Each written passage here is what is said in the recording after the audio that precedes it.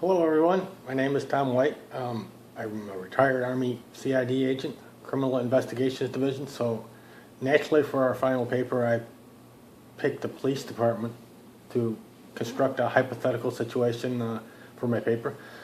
Let's start off with a little background about the police department. The Thomasville Police Department originated in 1963 after the city of Thomasville became incorporated and saw the need that they were going to need some law enforcement.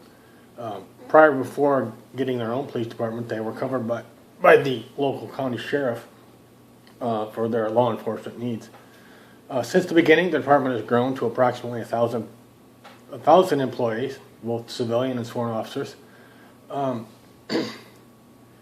department operates 24 hours a day, 7 days a week, with each day divided into 3 shifts.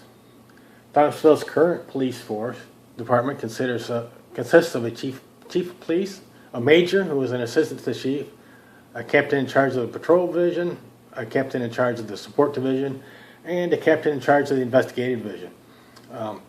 The operations division is responsible for the organization of the daily field operations, including patrol activities and criminal investigations. The only separation there is that one captain would be in charge of patrol areas, and then one would be solely in charge of investigations.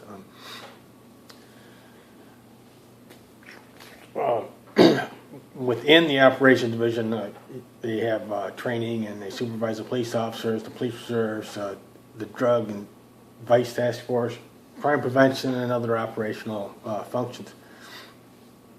Under the captain in the operations division, there's 3 lieutenants, one for each shift. The day is divided into 3 8-hour shifts, so one lieutenant will cover each shift. On each shift, the city is divided into 10 districts, and there's a sergeant in charge of each district. Okay, underneath the sergeant, we've divided the districts into 2 areas, north and south, and there's a corporal that's in charge of those 2 areas. In each area, we've got approximately 10 police officers covering each shift, or sometimes there's more than that because some guys will overlap. You got vacations, guys got to cover for that kind of stuff. The support division maintains the entire flow of the police department and consists of an administration, human resources, and all the records, and all the records keeping. They have a 5-day, 8-hour work week, and also under the support division is a communication section, which consists of several dispatchers to cover all 3 shifts and alert patrol officers to the incoming calls for assistance. The investigative division has 20 felony investigators and 20 misdemeanor investigators, plus they've got a captain that oversees that. There's a lieutenant, of course, on each shift, and then one sergeant on each shift. Our department's jurisdictional boundaries is within the boundaries of the city limits. And when the need arises, if we're in a hot pursuit, we would pursue them outside of our boundaries, but when we do that, we would have to notify the jurisdiction that we've crossed into that we're detaining a suspect in their jurisdiction.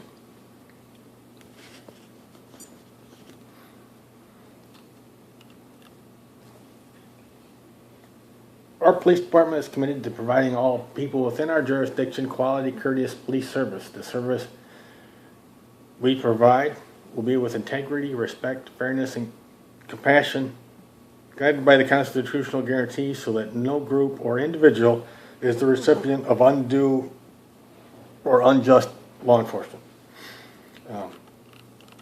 Our mission statement is to protect the lives and property of the Thomasville citizens by enforcing state laws and local ordinances, investigating crimes, detaining prisoners, and remanding them to the county jail in a manner which maintains the highest degree of professionalism, integrity, and courtesy.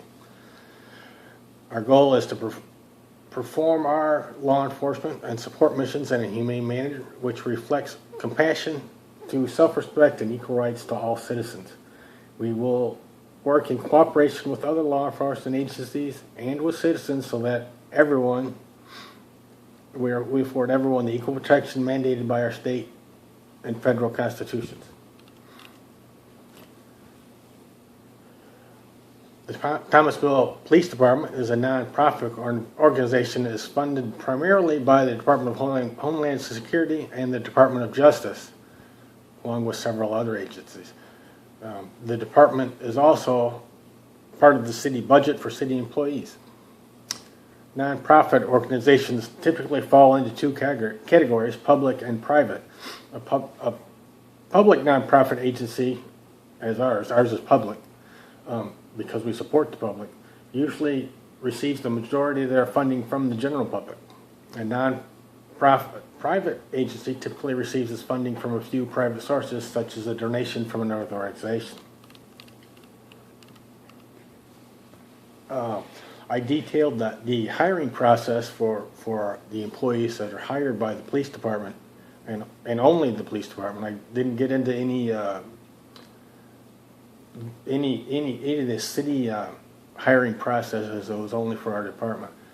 The new employee begins at the Human Resources Department within the support division. A prospective employee will fill out an application and submit a resume for review by the Human Resource Manager. It's the policy of the Thomasville Police Department to conduct a background investigation of all prospective employees. I mean, that officers naturally are going to get a background check, but that goes for civilians and anybody that works for us will have a background check to consist of their criminal history, if they have one, their driving record, their financial a credit check, anything like that. And from that, we'll base, if you don't have a good background check, then you won't be asked to test with us. After they've passed that, they'll move on to a written test. Prospective officers, evidence custodians, and dispatch personnel all will complete a written exam as the first step of their hiring process. Administrative personnel will be given a typing examination. I mean, we can't have you coming in if you don't know anything. And dispatching is a rather difficult job. You have to be able to multitask while you're dispatching a police officer. Sounds simple, but really, it's not that simple. Additionally, the police officer applicants have quite a lengthy list of things that they need to fulfill prior to being hired by the department. Got to be a U.S. citizen. They should be state certified or certifiable.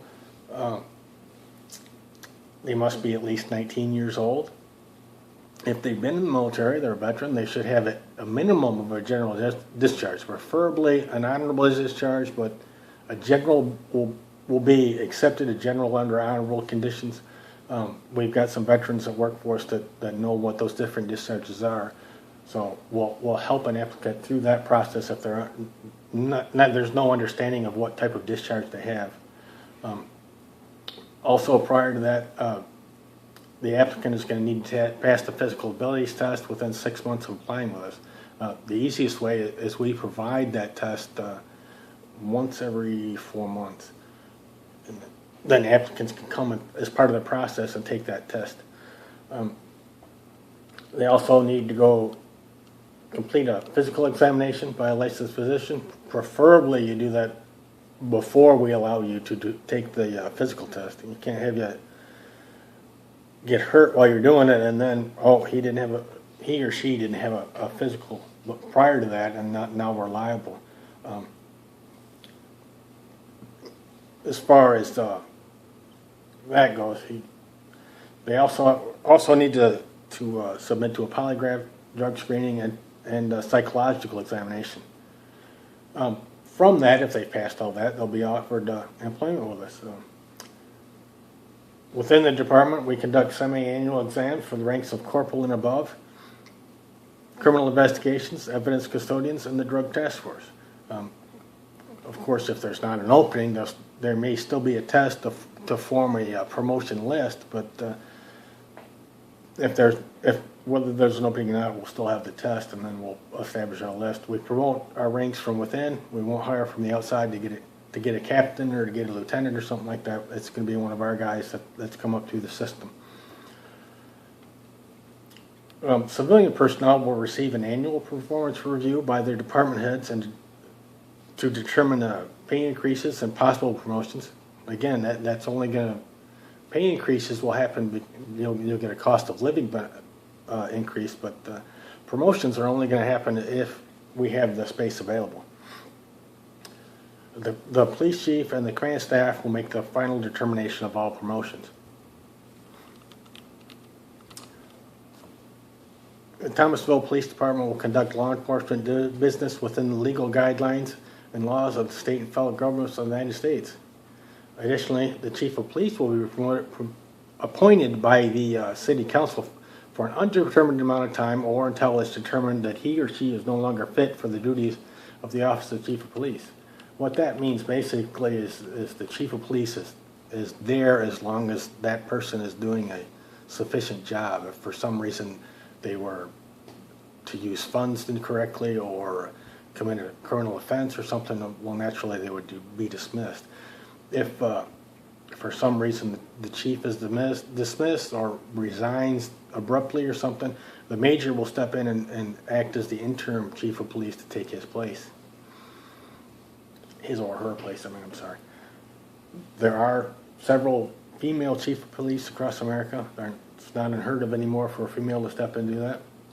There are 10 positions on the city council, and each council person is elected for a term of 3 years and can be elected an unlimited amount of times. In the event the city council is tied for an appointment for the chief of police, the mayor of the city of Thomasville will cast a deciding vote. It's not very often that they're tied. Usually it's pretty much a unanimous decision. Excuse me. But in the event that it is tied 5-5, the mayor would have the deciding vote. And the mayor will only vote if it is tied 5-5.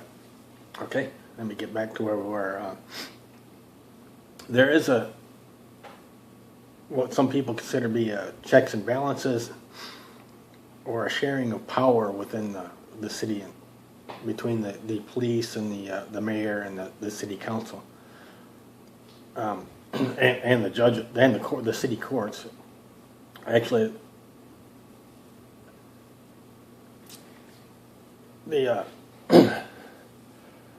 police will keep the other two branches in line. Each branch will oversee the other one to make sure that they're in line. Our philosophy here is that there is no one above the law. It doesn't matter who it is. Mayor, chief of police, judge. If you break the law, then you should be prosecuted.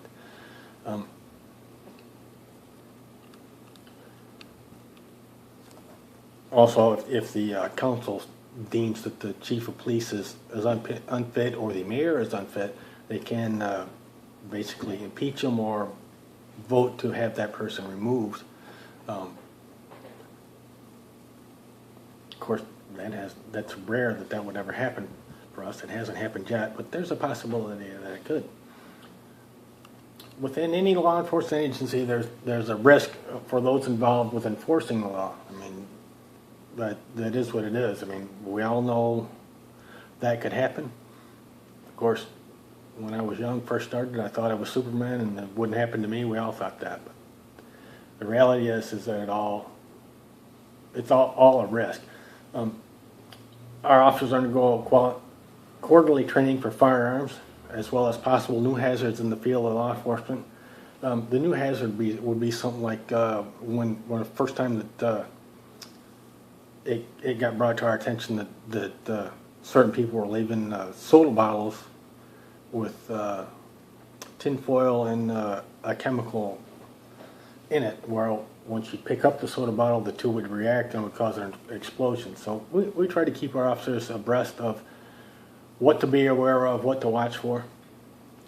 Also, the shift commander or basically the lieutenant for each shift, we'll conduct a daily briefing of all the current activities going on, all the current investigations, any place that undercovers may be out and about, any current ongoing investigations, anything that was given to us from the previous shift.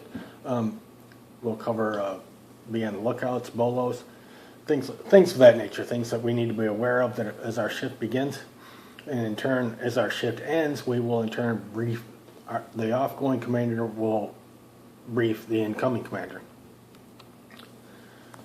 The drug task force and investigators will all conduct a risk assessment prior to any arrest of the suspect, if they have a warrant, or any sting operation. On that assessment, they'll assess the possible chances of risk, possible weapons in the area, other hazards at the scene, and they'll also go over their communications they're going to have with the officer. If the officer's undercover, how they're going to communicate. Normally that's done if the undercover isn't wearing a wire or does not have a radio, the officers in back will have to keep that person in the line of sight. Officer safety is paramount in everything we do. Our number one goal is to return each officer home that evening safe and sound. And in addition, we would like to have our officers conduct an after-action review. After the sting operation or the warrant process or anything like that has happened, we'll have them do an after-action review. That way we'll be able to assess what may have gone wrong, what we might be able to do better in the future to ensure the safety of our officers. And we want to ensure the safety of the people that we're bringing into custody. We don't want them to see any harm either. The leadership for our department is more like a military style. It's a top-down type leadership where the chief is in charge and the leaders go down from there. We do expect our senior officers to kind of train and mentor our junior officers that are just coming in, kind of teach them the ropes, teach them what to be aware of. There's a lot of things that can hurt you out there in law enforcement, so our junior officers need to be made aware of some of the things that the seniors have seen, just as an officer safety type of thing. And all officers, of course, are taught the use of deadly force and how and when force should be escalated to the point of deadly force. And as always, that's at the discretion of the officer.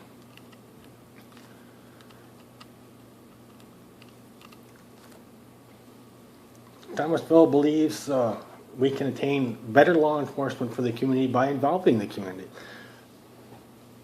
If the community will get to know us and we get out with them, other than just on a call, if we get out, say we run a carnival or a fair or something, and people see that officers are just people, they'll be more apt to help us in our ability to conduct our law enforcement. That's all I got.